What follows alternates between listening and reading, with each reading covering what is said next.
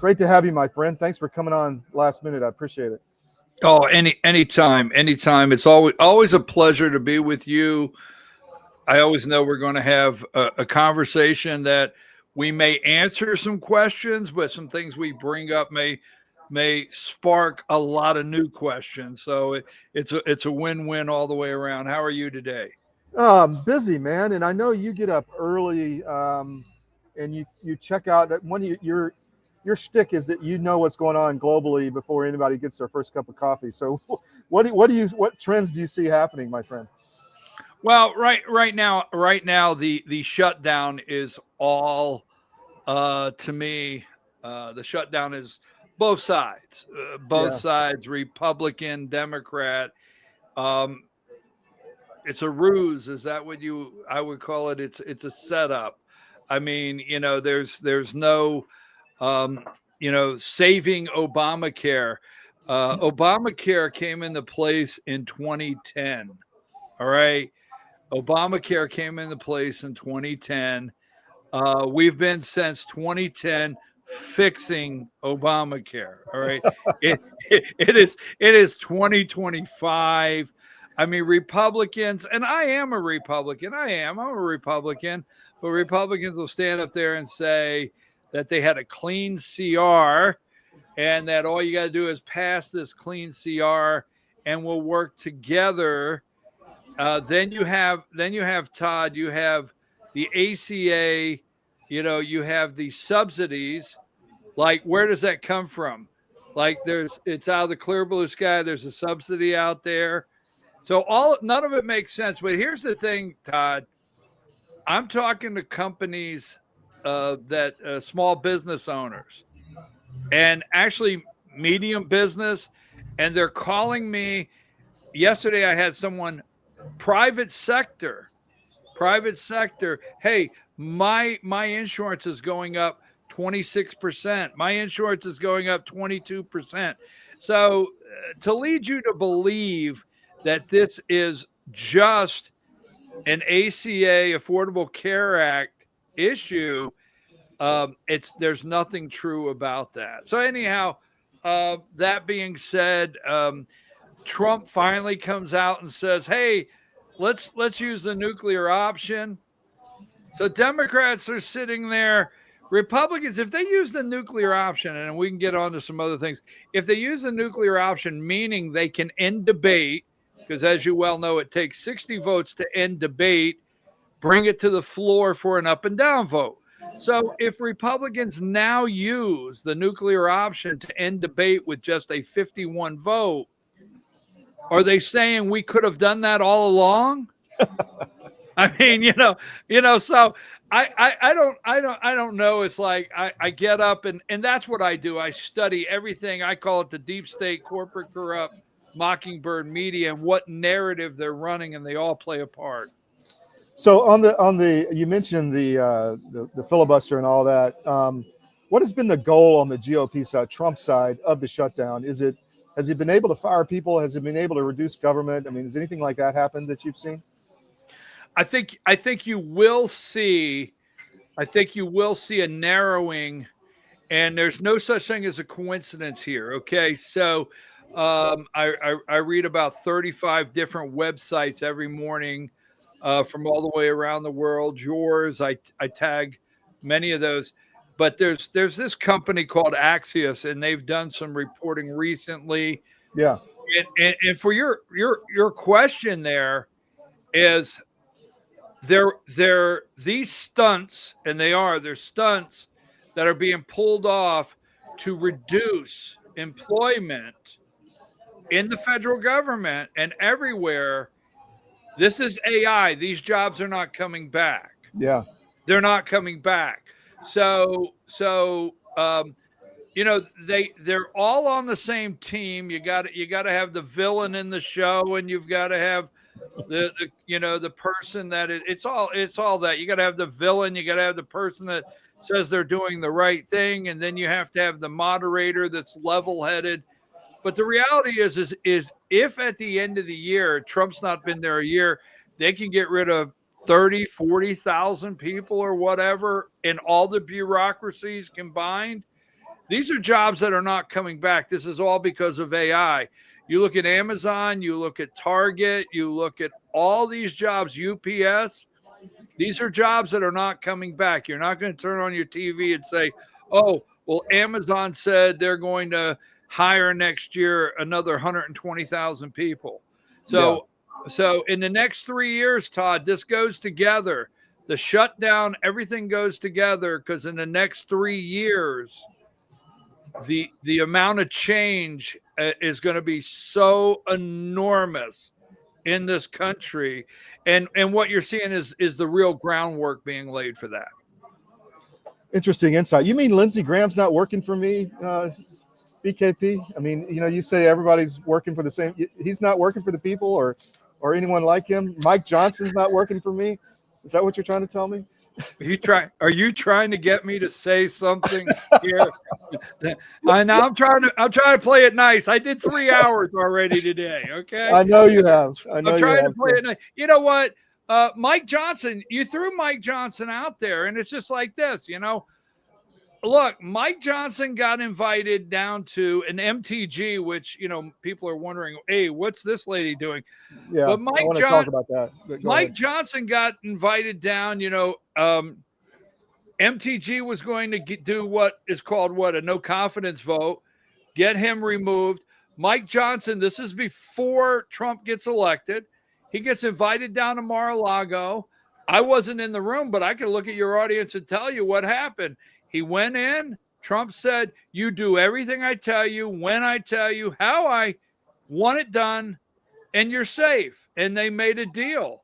I mean, I don't want to say to Mike Johnson's credit, but Mike Johnson never goes out there and makes the mistake. Yeah, that's true. You know what I'm saying? I do. So you mentioned MTG. I've been trying to figure that out for a long time. You know what's going on there? Okay, I do not have a phone call, a message, a text message that I can reveal. But MTG, I want to put my marker down in Vegas, okay? Yeah. There's still room on the Senate side because Trump has not endorsed. All right, in Georgia, folks, we're in the state of Georgia. There's still room. And I'm going to go there first because there's no endorsement. And Trump keeps saying, when asked, he keeps saying, well, I'm watching that race. We have 3 candidates, Mike Collins, Derek Dooley, who Brian Kemp, the governor, put into the race. And you have Buddy Carter, the congressman from the 1st District. Now, a new poll that just came out yesterday from the AJC, Collins is in the lead, 30. Buddy Carter's 20. Derek Dooley has come up to 12. But guess what? There's 38% that say they're not sure. So when you talk about politics, there's no Trump endorsement there. There's 38% not sure, and there might be a lane. Now, I'm going to tell you something. I'm going to step out here, and I want your audience to know, and I know you know this about me. I'm not endorsing. I just study politics, okay? So this is not, well, I'm supporting MTG. If the shutdown ends, okay, let's say they use a nuclear option or something. If the shutdown ends and Tuesday, because I think it'll be over, because that's when the snap is gone, and I don't think they're going to go that far. But if the shutdown ends, Todd, and MTG walks on the stage of The View, yes, The View, on Tuesday at 11 o'clock, the shutdown's over, MTG will walk on that stage to a standing ovation, even by Whoopi Goldberg. Really? Yeah. So what's her motivation? Just to get into a higher office? MTG, if you look at everything she's doing, okay, she's attacking men, but tongue in cheek, I'll just say it like this: MTG doesn't hate men. You know, just saying, we'll leave it there, okay? But in her, I'm going to answer your question. Was she looking for higher office? Yes. But if you look at all of her recent tweets or posts on X, they seem to be attacking Republican men. Mm-hmm. And this is BKP. This is me looking at you. I've not been told this. MTG does not like Josh McCoon, chairman of the Georgia Republican Party. MTG does not like Brian Kemp, governor of Georgia. She does not like Burt Jones. She does not like Chris Carr. It's a boys' club. She's attacked them. She's went after them. She got very upset when Sally Grubbs went on Frederick's show. Now, Sally Grubbs is the first vice chair of the Georgia Republican Party a couple months ago. She got very upset when Sally Grubbs went on there and said, I do not see a woman at the top of the ticket, Senate or governor. And I'm going to tell you right now, I think she wants to be governor. So a little of my money is over here that she might get in the lane of Senate. Now, I study every word. Look at her tweets. When you study the words, she will say, go look it up for yourself out there, folks. She will say, I'm not going to sit back and let this happen, or I'm not going to just sit around, meaning she's letting you know she has something planned. Now, I'm going to tell you this, folks, don't get upset with me. This is the way they see it in Georgia. They consider the 14th district white trash. Now, I've got a lot of friends over there, and I love them, and they can call me the same thing. But that's what they look at the 14th district of Georgia as with Marjorie Taylor Greene in the past. Now, there's no joy really in being in the minority in the House of Representatives. It's really not. Now, a senator, a U.S. senator is different to be in the minority. It's different. But a House. You mentioned Josh. She supported Josh in the past. Has she gone after him recently? I haven't been watching that. Your government doesn't care about you. That's why you need a medical emergency kit. It contains life-saving medications like ivermectin, Z-Pak, and antibiotics. Stock them before they block them. This is a special report. Knowing how to invest your money is harder than ever before. Dealing with stock market volatility, record debt, and terrorist attacks requires new thinking. At U.S. Asset Management, we can help you see the world more clearly so that you can move beyond the chaos and invest with confidence. Call us, visit us online, or drop by our office. U.S. Asset Management, helping you make better decisions with your money. Oh, well, not by name, but she has been very clear. You can go back and see. She's been very clear on the party. Party, okay? She has went after the party. So she hasn't, quote, went after Josh, because if you're looking and following Josh McCoon, the chairman of the Georgia Republican Party, it looks just like he's endorsed Burt Jones. And, it's just no coincidence that Butts County, I know you're traveling internationally and you got an international audience, but Butts County, Georgia happens to be where Jackson, Georgia, where Burt Jones lives, where Josh McCoon's wife is the chairman of the Butts County Chamber of Commerce. Can't make that up. Wow. So who's going to win? Who's going to be the next governor in your view? All right. So there's two of them. All right. I know you don't. I wish I'm glad you asked me these questions, but I wish you wouldn't. Burt Jones, to me, the AJC with the data centers. I mean, they have blasted him with the data centers because he has like $10 million worth of data centers that are coming out of the ground. We all know about that. The hospital that they're building on the family property. Basically, with the attacks coming after him, Burt Jones would have a problem in the general election. If Marjorie Taylor Greene gets in the election for governor, she will win the primary. She will win the primary if she gets in. If she gets in and wins the primary, she could possibly be the next governor. And if she's not the next governor, Lord, forgive me on Friday going into the weekend. Don't count Brad Raffensperger out. Oh boy, yeah. I couldn't help it, Todd. You asked the question. I've got to Well, be honest. I wanted the answer. So I you got to think be honest. It's not Chris Carr. It's not Clark Dean. I don't know. Hard to trust a guy with two first names, but this guy Clark Dean, I don't really know. He's a business guy. Chris Carr is a no. Brad Raffensperger's a no. I'm going to tell you, Burt Jones is not hitting a home run with MAGA across the state. He's not. Wow. So maybe it is MTG. I mean, well, speaking of Mr. Raffensperger, what's the latest in Georgia for our audience on the whole Fulton County ballot issue and the elections in general? I mean, the sale of Dominion. What are Georgians, Joe Bag of Donuts on the street, thinking about all this? Okay, well, I will tell you this: the 14th.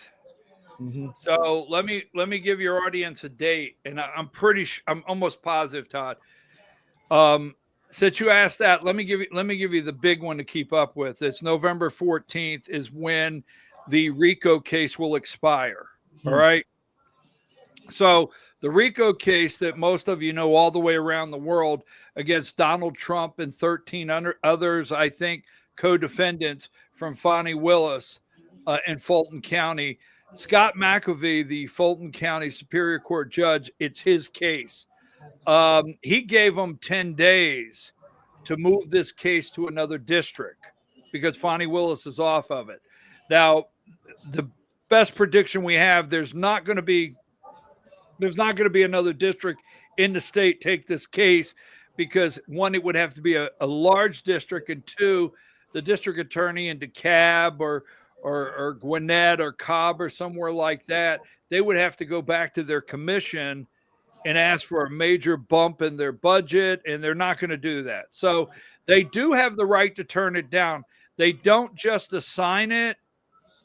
They have the right to turn it down. Now, all that being said, they went back in and said, hey, give us to 90 days. He said 45 or whatever. So the point I'm making when you say Fulton County, the thing that I would put your viewers on, focus on November 14th. That's the day that case actually expires. It's over. Okay. Now, the Georgia Supreme Court removed Fani Willis and Fulton County from the case. That was big. That was enormous. But the case is not over. So November 14th. Now, I do know this. Okay. Ed Martin out of D.C. is communicating with the state election board. The Department of Justice, let me take his name away from there, but the Department of Justice is communicating with the Georgia State Election Board because, this Georgia State Election Board asked for help on the ballot images in Fulton County. So things are moving, and the reason I bring up November 14th, I think the Department of Justice, I think Trump himself, they just have to hold it together till the 14th. When that case expires, then anything goes. You follow where I'm going? Yeah. That's a good insight. I want to ask you a kind of a different question. Cartel activity in Georgia. What have you heard about that, especially up in the mountains? Cartel activity. Okay, so, I'm hearing a lot of and you are too, on is it constitutional blowing these boats out of the water? Well, I did a panel group. And folks, I'm in rural North Georgia. I mean, the Cohutta National Forest is my backyard. All right. And I did a panel group. This is going back now 3 years ago, Todd, 3 years. And I had the district attorney of our judicial district, and I had 3 county sheriff. And I'm going to call their names out, okay? Because it's on video. At that time, B. Allison Sosby was the district attorney, and on video, she let me know where I live, not New York City, not Atlanta, not Chicago. The cartel is here. Gilmer County Sheriff Stacy Nicholson said the cartel is here and operating. Fannin County Sheriff Dane Kirby, cartel is here. Ken, I forget his last name, up in Towns County, cartel is here. So that was 3 years ago. The cartel is my understanding is operating in all 50 states. Yeah. And you take the mainstream media, Todd. I actually think this has something to do. There's a big window and a big umbrella why we have people like Marco Rubio and others that are now being housed at military bases. I think this is what Trump is doing with Venezuela, what Trump is doing with Colombia. I think what Trump is doing, going after Kensington, PA. I mean, Kenny, is it Ken? Where is that? What I forget that bad drug area in PA. I don't know. I think what he's doing is one of the most dangerous things I've seen a president do in my lifetime, because it's not being reported, Todd. 119 people dead in Brazil from a cartel war that is tied to Venezuela, that is tied to Trade de Agua. I saw that. I keep saying, why wasn't that reported? Because that is tied to Venezuela. And Trump has said it himself. Claudia Sheinbaum in Mexico is scared to death. She is scared to death because Mexico is run by the cartels. Yeah. Now, one thing, not to hold you to get to the cartels operating, as you well know, okay? All right, the cartels operating, as you well know, right here in this country, the American people are not ready to see what would happen in Brazil. But if you'll go watch that video in Brazil, cartels in Chicago, Aurora, Colorado, they're weaponized just like that, and they don't want to tell you that. You know what I'm saying? That's true. That's true. Yeah, no, I think we're in for some interesting times, I should say. What else, BKB? Got a few more minutes. Anything else you want to get out on Georgia or internationally or national? I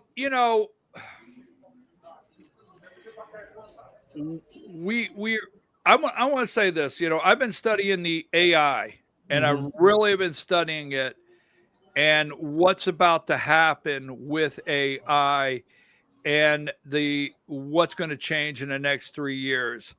I think your audience, my audience, everyone, what they are doing is, I always say, they're doing the look over here. But quantum computing and what's taking place and how they are going to replace people. I got a friend, Todd, has worked for an insurance company for 18 years. This lady worked for an insurance company for 18 years. She's processed claims, for 18 years. Every claim you could think of, the tree hitting the house, whatever. And she calls me the other day, and she said, look, let me tell you what's going on. Every one of these companies, medical, that's why insurance, we got to talk another day. But she said, every one of these companies, we have chat bots attached to our computers. And every single claim that I process and every person I talk to, the entire scenario is dumped. The data is all dumped. And what is happening, she said, what's ready to happen? It's in her company, 18 years. She said, where we may have 100 agents, it'll be down to 5. And you'll start talking to a chat bot. You won't realize it. And if your claim is something it just can't process in the computer, it will ask you to hold to speak to someone. Yeah. And it'll be only 5 people instead of 100. We're getting ready to see one of the largest changes in this country in our lifetime, is my opinion. Completely agreed, BKP. Thank you for coming on. Really appreciate it, man. You're always a wealth of information, and we'll have you back soon. And enjoy your weekend. Anytime, you too, and stay safe wherever you're at. I know you're always traveling. God bless you. Stay safe. I appreciate you. All right, take care, man. Ciao.